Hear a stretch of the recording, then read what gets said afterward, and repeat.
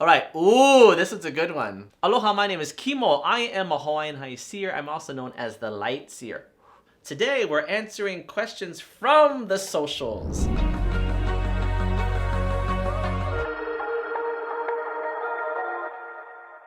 This is a really good question. This person asks, but I feel guilty not feeling someone else's pain. Woo! Guarantee you, this comment was left by what I call a Fixer Empath. Guarantee you. Now, we have different levels of empathy. There's different kinds of empaths, meaning how I feel my emotions and someone else's emotions at the same time, trying to decipher whose is whose, but then also how it resonates inside of my body. There's emotional empathy and wounded empathy and fixer empathy, transient empathy, sigma empathy, physical empathy. There's so many different varieties. This was asked by a fixer. How do I know that? The fixer empath has wounding.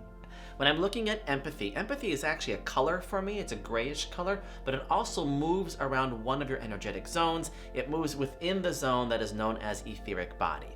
Now, this is I'm trying to make it sound really short, but the etheric body is an energy zone that doesn't really have much color in it, so it's easy for me to see how much empathy is within that etheric body. I have found that when I'm looking at it, if I'm talking to a fixer, there's going to have like little dents in their empathic zones, and they try to fill in those dents by fixing other people's problems, and they'll do that in a variety of ways. One of those ways is, but that's my kid, I have to take their problems. No, but that's my parent, I've got to take their problems. But those are my friends, Kimo, I have to take their issues. And I say, no. You never have to take anyone's issues. That's a misdiagnosis that empaths give themselves in terms of, this is how I find my value and my worth.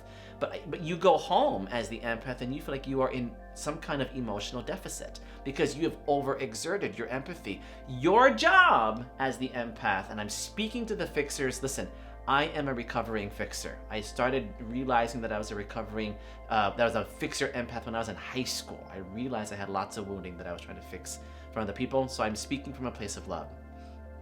When you feel like it is your job to fix everyone else's, when you feel like it's your job, you are literally trying to distract your empathy to feel like there is worth value because you're tuning into someone else's stuff and trying to fix it for them. Here, give me this, give me that, I'll take that. That's hard for you, give me that. But what are we teaching other individuals when we do that? We are teaching other individuals that it's okay to take energy from me and that it's okay to give it to someone else so they don't figure it out on their own. So in essence, we are training individuals around us to not be more self-sufficient and not to be sovereign.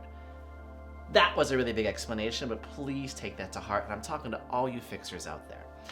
If this is of interest to you, if all this information sounds like, that might be interesting to have a conversation with, check out my website, schedule a session with me, let's have a conversation. I do a whole big diagnosis when it comes to your levels of empathy.